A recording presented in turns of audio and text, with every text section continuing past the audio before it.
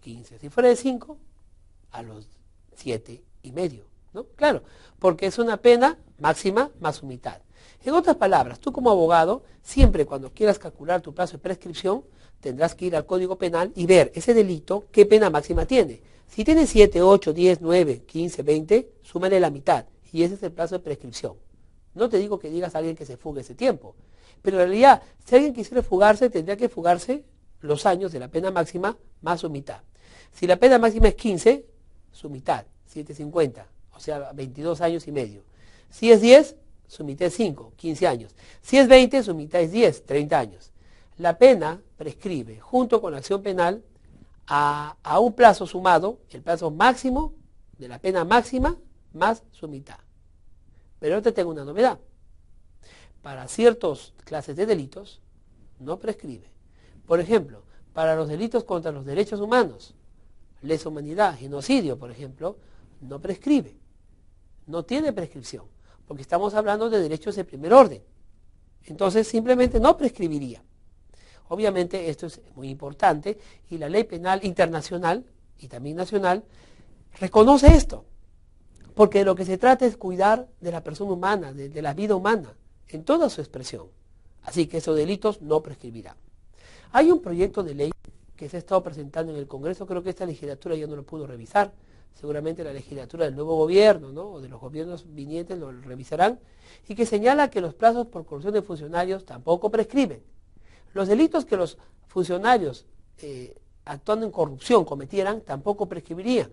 Entonces ya no tendríamos la posibilidad de que un presidente de la República, ¿no?, hiciera corrupción de funcionarios y luego se fuera 10, 15 años al extranjero y luego regrese campante incluso a que lo vuelvan a reelegir.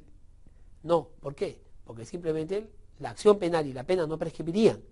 Si tú fuiste funcionario, hiciste delitos de corrupción, te puedes ir lo que quieras al extranjero, pero el día que vuelvas te juzgamos. Te puedes esconder todo el tiempo que quieras, pero el día que aparezcas te juzgamos, porque los delitos de corrupción tampoco prescribirían.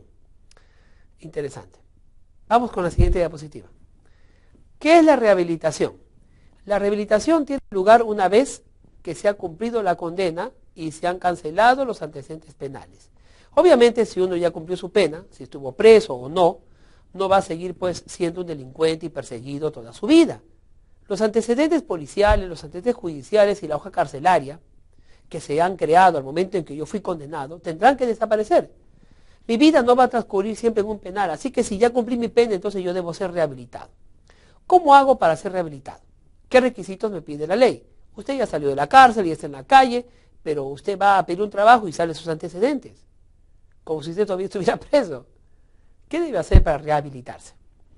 En primer lugar, el artículo 136, numeral 2 del Código Penal señala que para poder rehabilitarnos nosotros tenemos que tener satisfechas las responsabilidades civiles provenientes de la infracción penal. ¿Qué significa esto? En toda sentencia condenatoria nos van a señalar una pena accesoria, si la hubiere, y nos van a señalar que paguemos una reparación civil al agraviado, por supuesto que sí. Tenemos que resarcir el daño que hemos causado, aunque sea económicamente. Bueno, si tú quieres ser rehabilitado, tienes que probarle al juez que ya pagaste toda la reparación civil al agraviado. Si no puedes demostrar eso, el juez no te va a rehabilitar y vas a seguir con tus antecedentes ahí. Sí, hasta que no lo hagas lo que se te ordenó.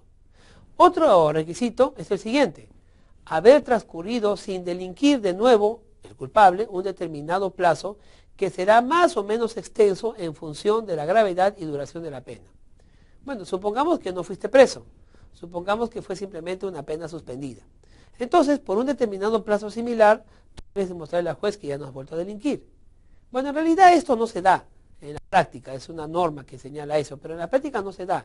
En la práctica, en realidad, lo que al juez le interesa es de que tú hayas cumplido tu pena. Si te mandaron 15, 10 años de prisión, ya has debido purgar la prisión. O en todo caso haber reducido, ¿no? Porque tú sabes que también hay beneficios penitenciarios, el 2x1, tú entras por cada día de estudio, te consideran 2 días de prisión, y con esos descuentitos y todo lo demás, entonces tú puedes de todas maneras pues hacer cumplir tu pena. Sean los 15 años exactos que te dijeron, o el año reducido con tus beneficios penitenciarios, pero tienes que probar que has cumplido tu pena. Y tienes que probar Ese es uno, ¿no? Y tienes que probar que le has pagado al agraviado. Y tienes que pagar que has pagado la multa. Y de esa manera entonces el juez te rehabilita. ¿Cómo se hace el trámite? Pides copias certificadas de tu sentencia y presentas un escrito en el cual ponga ahí la copia certificada de todos los pagos que has hecho. No solamente el pago que has hecho al agraviado, sino también el certificado de depósito con el cual has pagado la multa al Estado.